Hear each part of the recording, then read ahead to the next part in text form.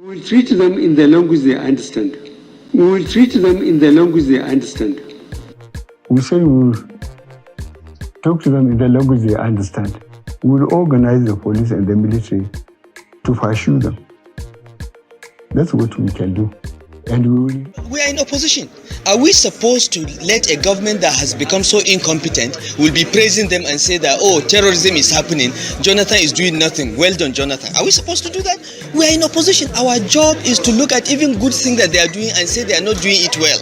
That is the job of opposition. So we have no apologies for pointing out to Nigerians that this government is incompetent and has failed to provide security. If you say we are politicizing it, fix the problem so that we can't politicize it. Okay? Are we politicizing breathing of air? Every Nigerian can breathe air. We can't politicize it because there is no problem there.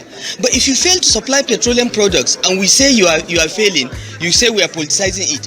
Fix the problem so that we don't politicize it. If you say that there is terrorism, we are politicizing it, eliminate terrorism. 5 years ago, nobody is talking about terrorism in Nigeria. Under Jonathan, it has become an industry. And we should not take advantage of their failings so that we secure the votes of Nigerians in the next elections. There must be something wrong with them. We have made suggestions to the government on how to improve security. They have ignored it. They have set up 5 different committees that have given them recommendations how to address this problem of terrorism in the last 3 years. They have not implemented one. They are incompetent. But they try to blame other people. So at this stage that we are right now with terrorism in Nigeria, what do you think is the solution, especially on how to rescue the girls? Look, the government has the solution to this problem. Several committees have given them recommendations. They should just implement the recommendations in their drawer. Okay? As for rescuing the girls, we have seen examples of what countries do when this situation happens. You should have military action on the one hand and negotiation on the other hand. You should not foreclose anything because the lives of your citizens are at risk and you don't want to lose one life. You don't want to lose the life of one person. You don't want to lose the life of 250 girls. So whatever it takes to rescue those girls should be done. If one of these girls was Jonathan's daughter, the story will be different. The only reason why these girls are still in captivity is because they are not the daughter of any important man in Nigeria, and we know it. And if you say I'm politicizing terrorism, go and rescue the girls so that I don't have a basis to politicize it. So are you in support of negotiation? I am in support of every option. When you have lives of your citizens at risk, you should not take any option off the table. You should be flexible. You should listen. You should negotiate and look at the price you have to pay and get those girls out. You should not say you won't do this or you won't do that. This is irresponsible. We have taken an official stand against payment of ransom for bandits. For a simple reason. If the bandits know that the government will pay ransom, it will only make them kidnap more students. The issue of kidnapping students, particularly girls, is a very sensitive issue and can be escalated to global levels. And these bandits know that. So if you as a state government pay, you are only encouraging them to do more of it.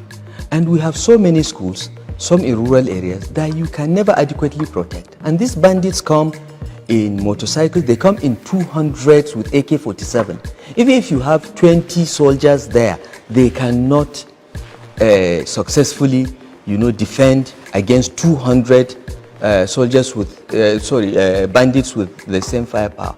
So we debated this and said we will never pay bandits. So how would you be able to help? So, but you see what the Greenfield parents said about us not contacting is not true. Our Commissioner Internal Security was engaging with them and listening to them, but the moment government visibly gets involved, the bandits even raise the ransom. Okay? They are not telling the truth by saying that we are not in touch with them. We are sympathetic. We said we will not pay. We were working with the military to launch an operation to rescue them. We knew where they were, but the risks of losing some of the students was what prevented the military from moving. When they killed 5 of the students in cold blood, I insisted that they must move because I was afraid that they will kill the rest. I mean, those that can take 5 young people that have done nothing and shoot them at the back. we should go and attack them. If we lose 1 or 2 more of the students, it may be well worth it, but let's kill them all. We must kill all the bandits. We must go to the forests and carpet bomb and kill everyone there. This has been our position for the past 2 years. The federal government, led by the Minister of Interior Abdurrahman Dambazel, met with the Miyeti Allah Cattle Breeders Association of Nigeria in Kebbi State, offering them the sum of 100 billion naira over 2 years to stop the kidnapping in the country. When you ask a battery of questions, how do you expect me to convince you? Let me step one by one. IPOP is attacking the police, is attacking the army, is attacking INEC, government institutions, killing our men in service. And the herdsmen are kidnapping children, not to kill them, to get money. So how can you compare somebody who's killing our gallant men in the armed forces directly, attacking them, to somebody who's kidnapping children to make money, not to kill them? Look, we need some fairness in what we are doing. We are under pressure to fight government that has helicopters, is bombarding us. So you remove the pressure, the need for the money is there. When you go there, you don't see any luxurious life. You don't see any luxurious life at all. They are living in huts, they have nothing, they drink sometimes from the stream. So I don't think we can say that they are used to a luxurious life that they won't live it. Actually, they don't even know it with all the money they get. Sheik, like you said, they are under pressure. Government is bombarding them, and according to what you say, they are saying that it looks like they are under attack. So maybe they're acquiring weapons to protect themselves. But then again, if the pressure is that much, why don't they renounce banditry? And are they also considering the lives of those that they are also taking, and the lives of people that they are also making, unlivable? Okay, you see, if they leave banditry, they will have source of financing their war machine. The question you ask, why are they fighting them? You see, the herdsmen has gone through a lot of hardship. No government has really actually sat down to see into their plight, to modernize them, to even spend anything. Not one kobo of our Nigerian budget goes to them. And now they feel the... I think the coming together of the governors of the southern extraction, to me, believe you me, is the very wrong way to go about issues of politics that affects the whole nation. Because the message here, unfortunately, is like ganging up against the rest of the Nigerians, particularly the north, by state actors who should be the ones that will protect and advance the unity of this country and ensure that all the parts of this country will feel comfortable by whoever end of the day will emerge as the president of this country.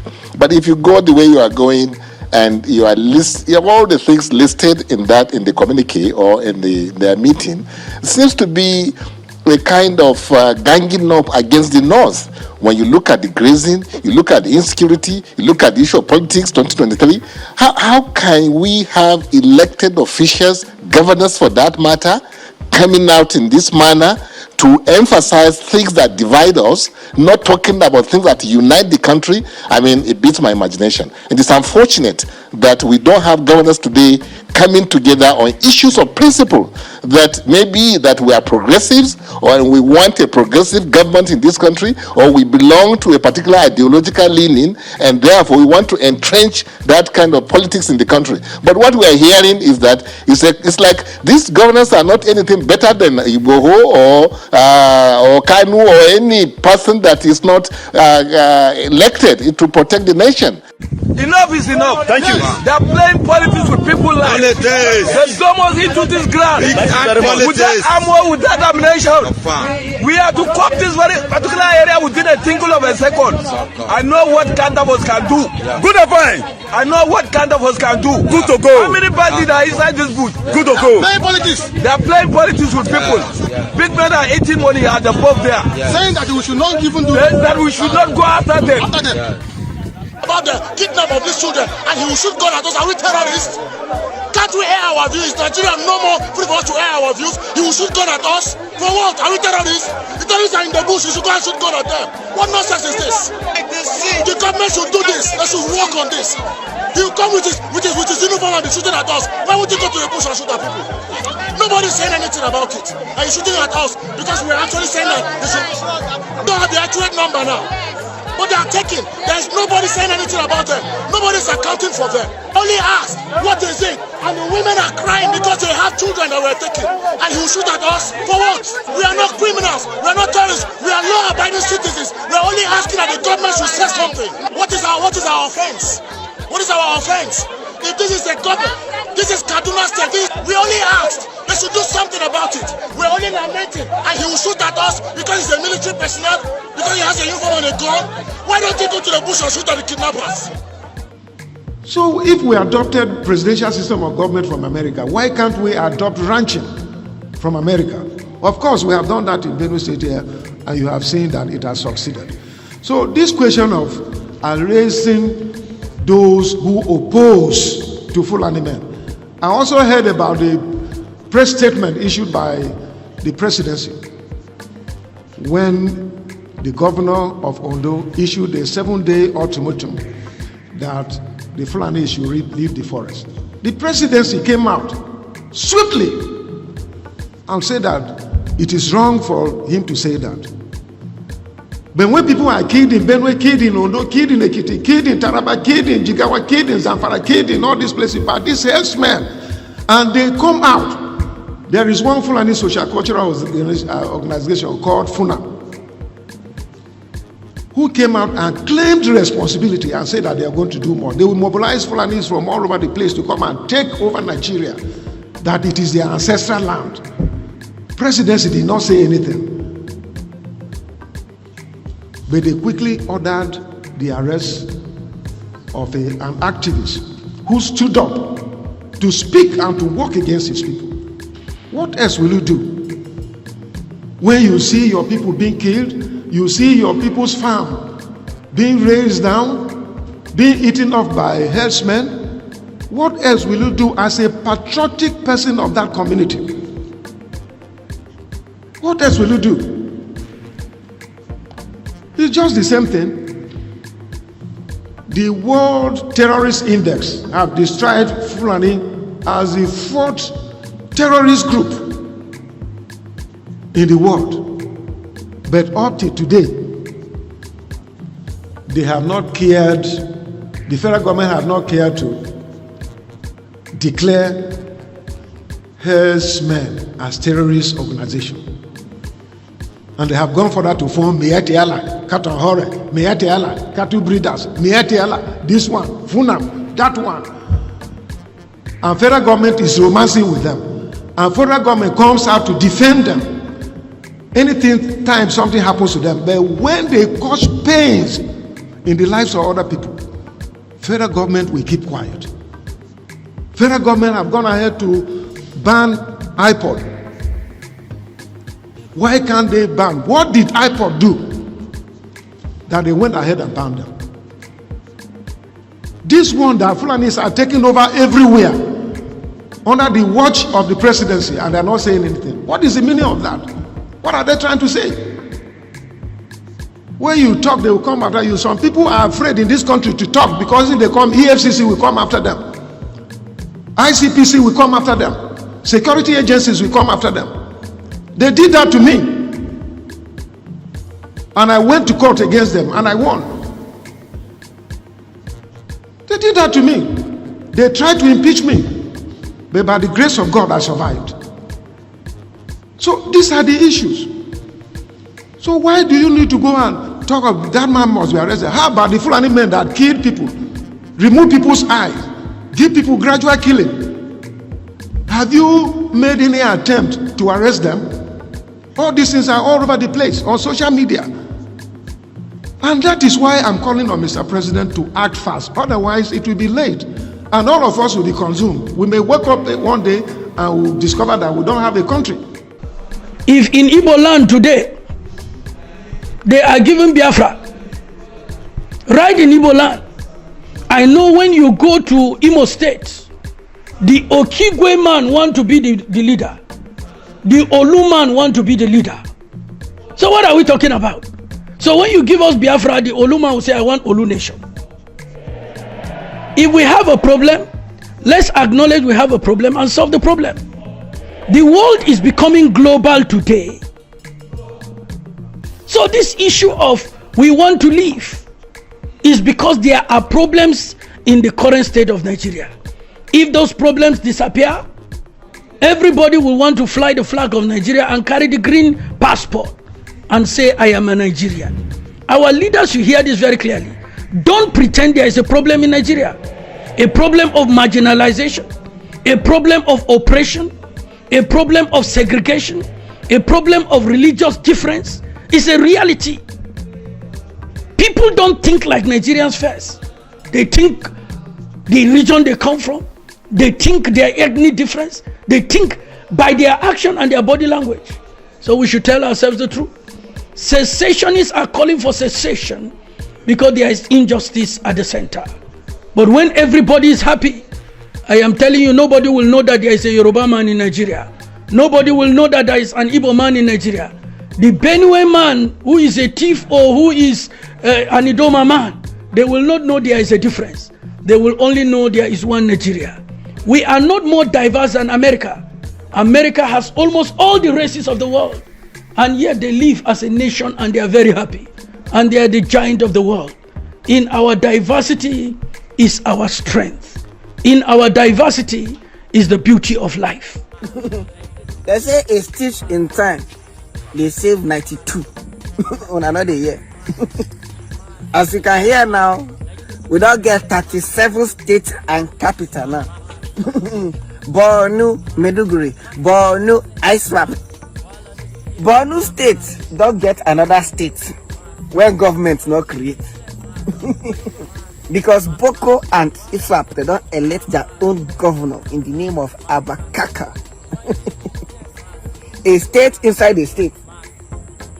In a country led by an ex-general. Yet, they have not heard the language they understand. It may be like Loli Sunday Igbo and Nnamdi Kanu. Now, in get language that they understand. Oh, God. Because I know if they need to concern Sunday or Nnamdi Kanu now, by now.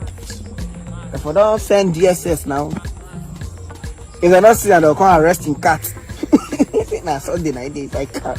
What a laughable and unpamatism. Oh, my Chineke.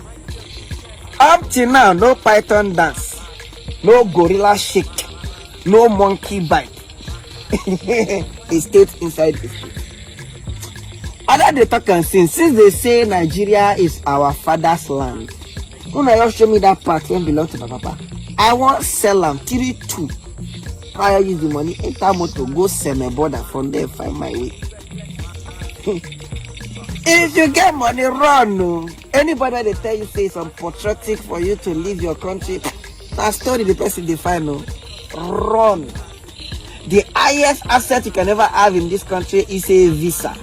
Even if it's a visa to Cameroon or Togo. They say, how can you run and leave your fatherland?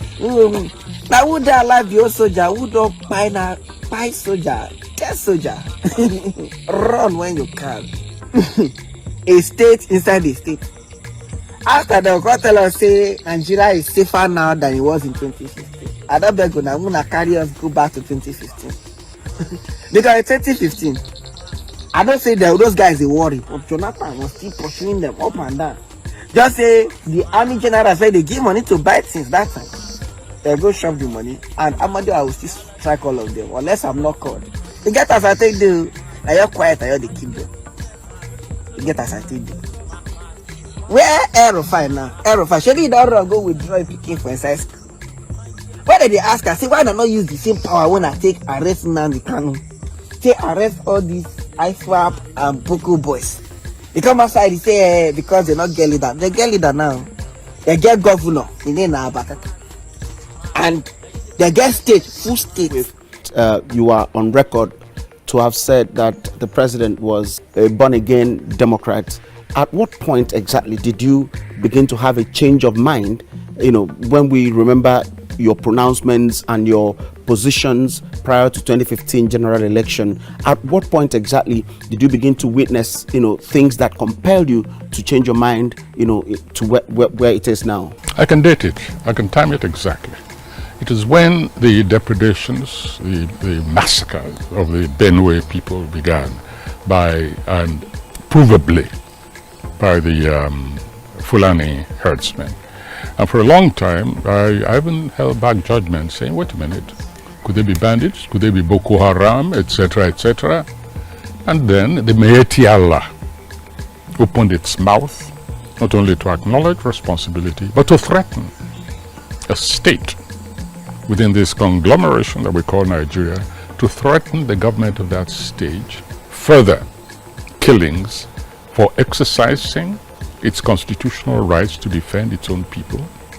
And the president went there, after a long position, went there and said, oh, you people should learn to live together like neighbors. That was for me personally the defining moment. And from that moment on, I started watching his conduct, his inaction, etc., etc. And as I've said in previous interviews, including a long one with Okindebe, I actually pleaded with the ruling party not to field him in the ensuing election. I said, please find a new candidate, and we'll even try and be somebody credible. We'll even try and rally around him. I met the leadership of the APC, the ruling party. I said, this man is not good for Nigeria.